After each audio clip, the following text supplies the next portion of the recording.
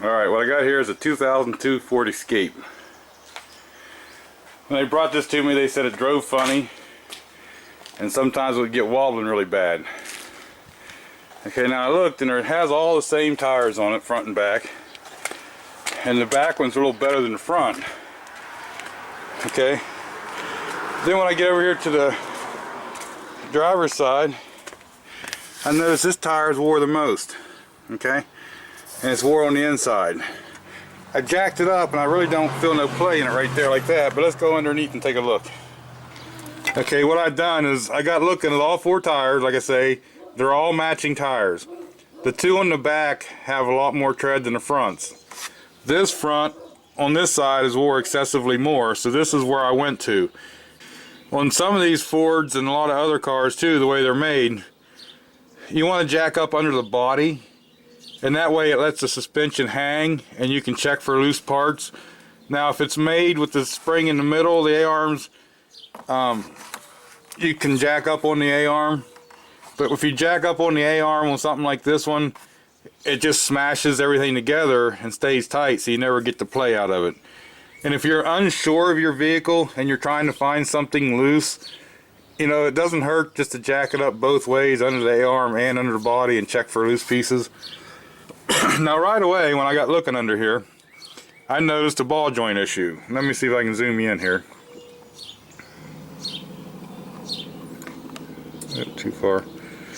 Now if you look right here, let me get my pointer. If you look right here on the top of this ball joint stud, it's real shiny, okay?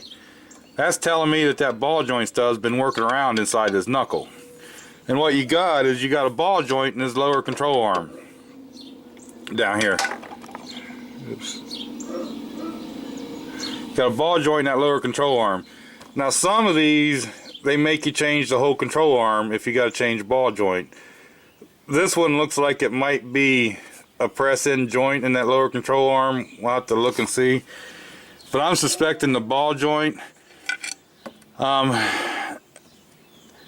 It looks like the boot is torn on the ball joint and it looks awful dry inside. So my first thought was, well, maybe the pinch bolt was loose, okay?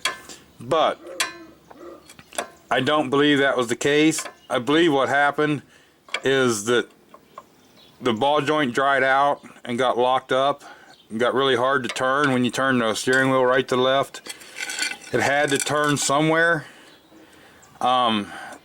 This slipped before the ball joint turned, and I'm thinking that this has just been, as they've been driving this and turning, this has been turning on the stud and not turning in the ball joint, because this stud goes down into the ball joint and there's a ball and socket right there, and that's where the movement and turning is supposed to be, inside that ball and socket.